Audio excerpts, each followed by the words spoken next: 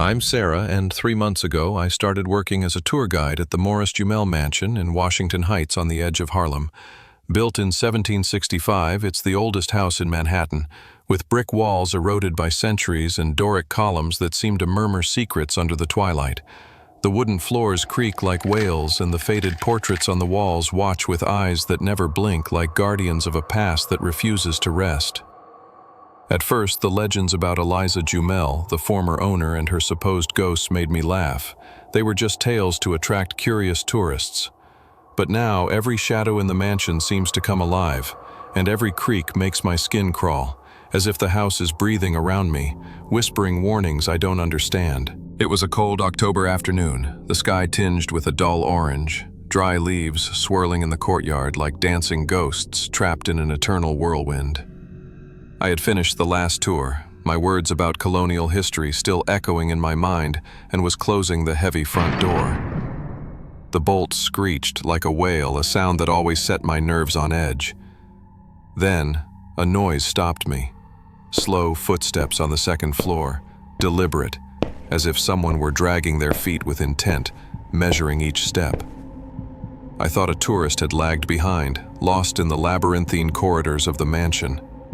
I climbed the stairs, each step groaning under my boots, the air growing colder and denser, as if the house were trying to hold me back.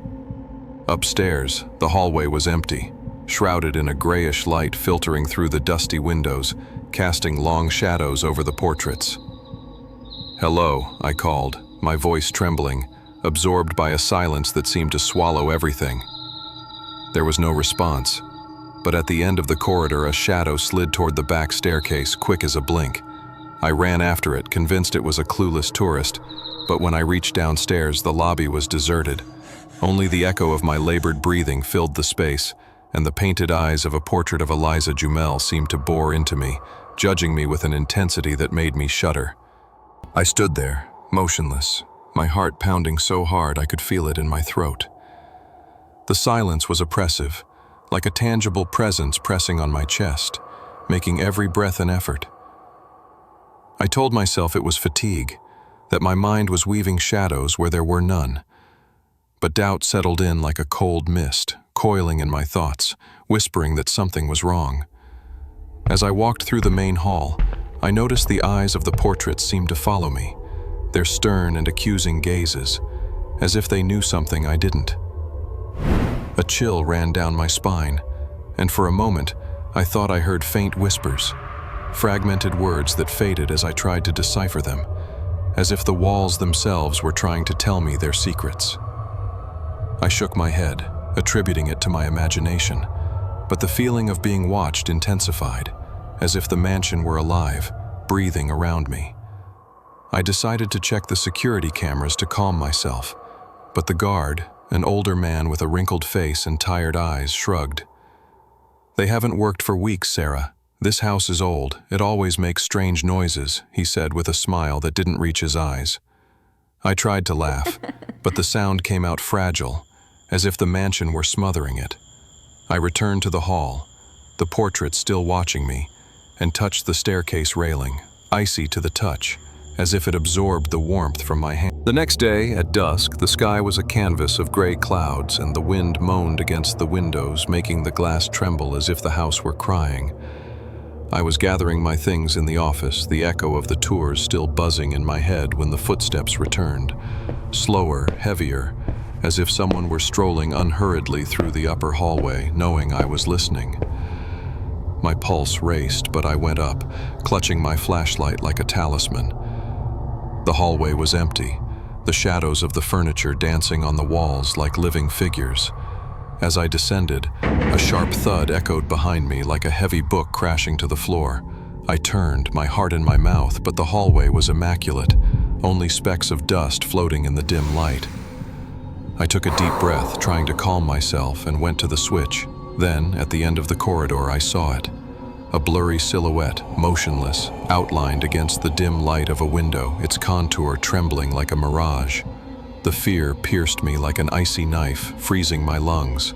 I fumbled for the switch, my hands shaking, and when I turned on the lights, the figure vanished.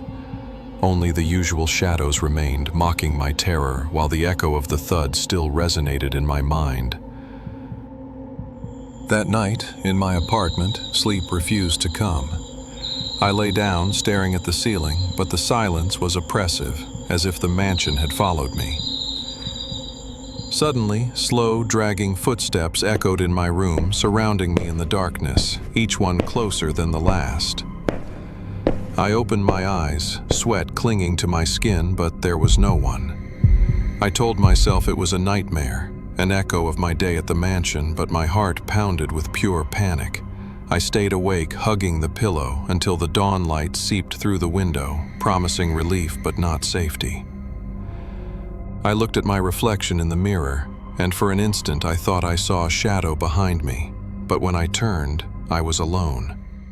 The next morning, I was guiding a group through the main hall, describing Eliza Jumel's life, when I saw her among the tourists. A woman in a long, old-fashioned dress of faded gray that didn't match the group's modern jackets.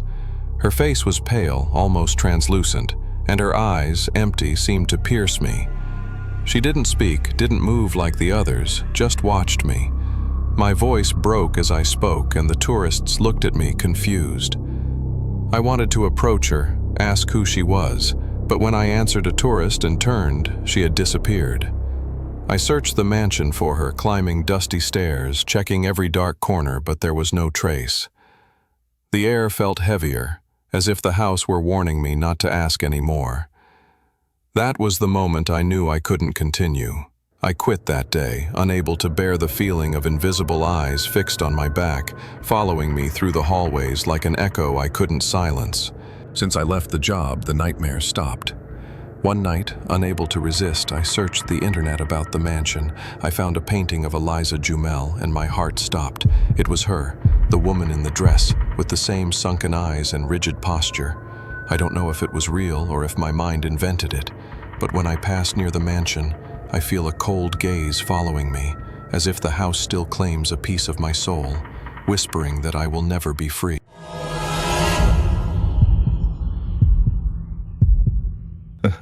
I'm Mia, and since I was a child, I've felt a fascination for the paranormal, a curiosity that made me devour books about ghosts while my friends played outside.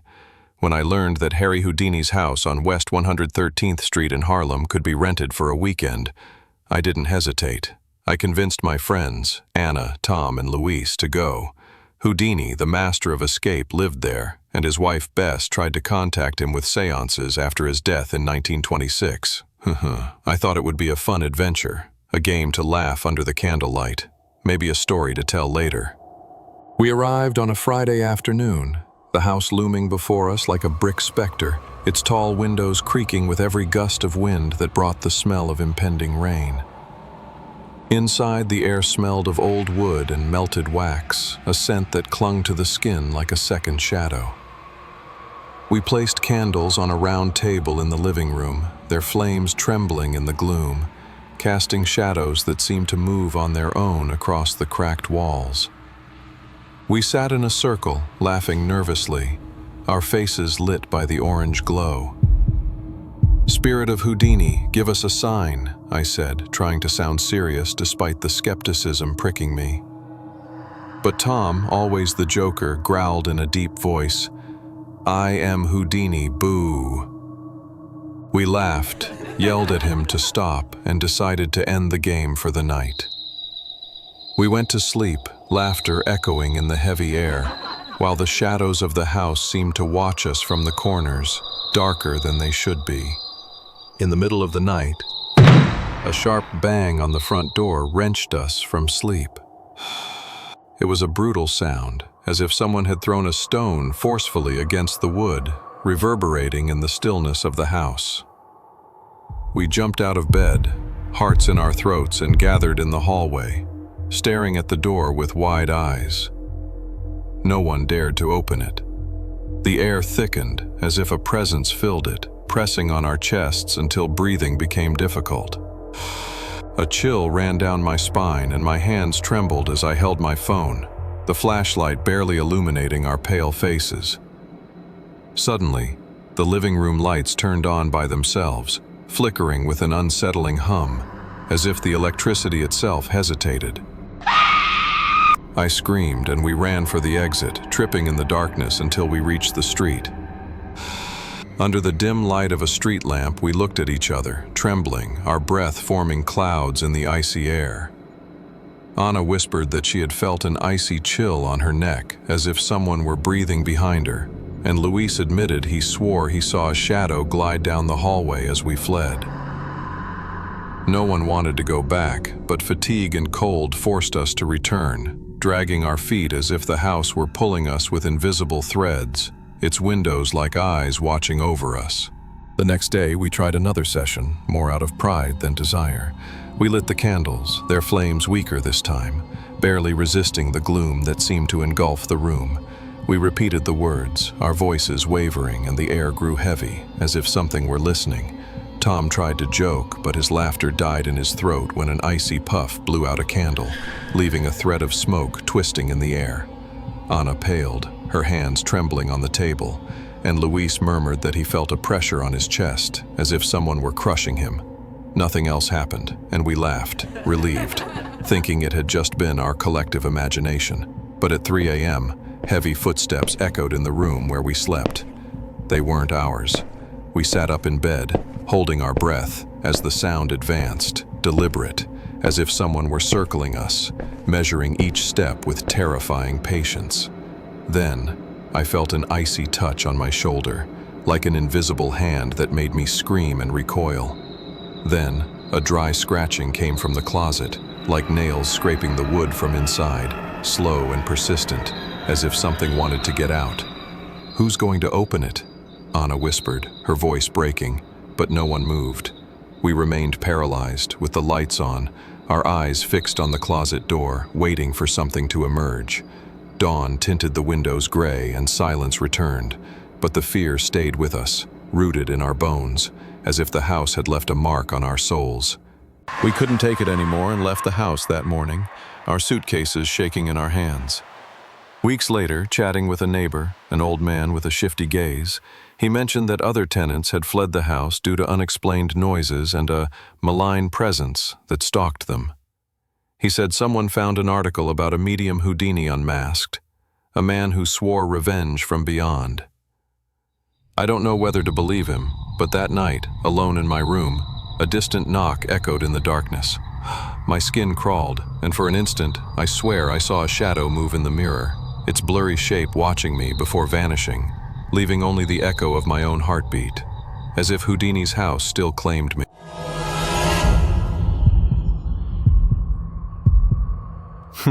I'm David, an amateur photographer, and I've always felt drawn to forgotten places, those corners where time seems to stand still, trapped in an eternal whisper. Trinity Cemetery on West 155th Street in Harlem, with its ancient graves and moss-covered mausoleums, was a dream for my camera. One full moon night I snuck in with my gear, the silence broken only by the crunch of dry leaves under my boots and the hum of the wind through the tombstones, like a lament I couldn't decipher, an echo of the dead that seemed to follow me. I set up the tripod and began shooting, tilted tombstones, stone angels eroded by centuries, shadows dancing under the silver light like ghosts trapped in an eternal waltz. Near a simple grave, set apart from the others, I saw a young woman kneeling as if praying. She wore an old dress, a faded white that seemed to float around her, and her dark hair fell in strands over her face.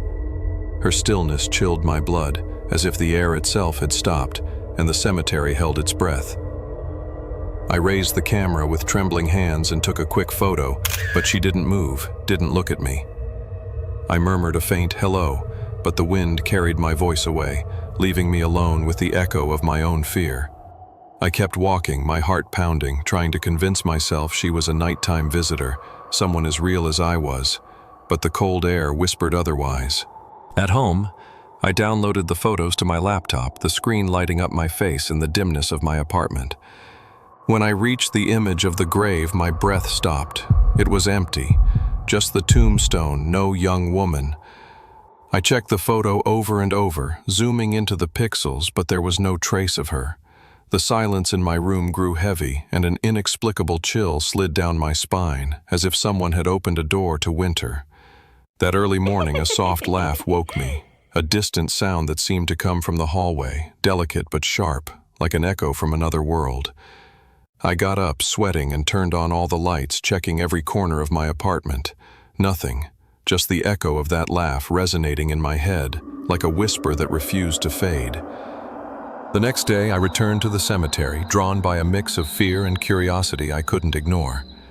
I approached the grave and read the name engraved on the weathered stone, Eliza Jumel. In my room, I searched for her story online, a 19th century woman surrounded by dark rumors about her life and death. I read about her days at the Morris Jumel Mansion, her tragedies, and the mysteries that enveloped her, each word fueling my unease. The description matched what I saw, but my photo remained empty. That night, while editing images, a sudden cold filled the room, as if someone had opened a window in the dead of winter. The laugh returned, this time from the hallway, clearer, closer, almost as if someone were a few steps away, watching me from the darkness. I grabbed my flashlight, the beam trembling in my hands, but it only illuminated empty walls and motionless shadows that seemed to mock my fear. The next day, I went to the Morris Jumel Mansion, where Eliza had lived. I climbed to the attic, a dusty space filled with boxes and cobwebs that smelled of mold and neglect. After moving old junk, I found a loose panel in the wall. Inside, a moldy diary, its yellowed pages filled with unsettling confessions in shaky handwriting. Whisper. I read it under the dim light, feeling a weight grow in my chest, as if Eliza's words were pulling me into her world. That night, almost asleep, the laugh echoed again, but this time inside my room. Gasp. I opened my eyes, and in the dark corner, a blurry silhouette watched me, its shape barely discernible in the gloom. I turned on the light with a stifled scream, and it vanished. Whisper. Shaking, I clutched the diary and whispered, "Tomorrow, I'll take it to your grave." But the fear didn't release me. I dreamed of her that night, her pale figure walking among the graves, her laugh echoing in my head like an endless echo that haunted me even when I woke. At dawn, I returned to the cemetery and left the diary on the tombstone. An icy breeze enveloped me, and the silence of the place felt lighter, as if something had been freed. Since then, I haven't heard the laugh again. But sometimes when I look at those photos in the dim light, I feel she's still there, her presence a whisper I can't ignore, as if the cemetery still holds her secrets, waiting for someone else to discover them. If these stories have chilled your blood or made you look over your shoulder, I'd love to know what you think. Leave a comment with your impressions or share if you've ever felt something inexplicable watching you from the shadows. And if you don't want to miss more stories that will keep you awake at night, subscribe to the channel to receive the next stories straight to your inbox. Thank you for joining me on this journey into the unknown.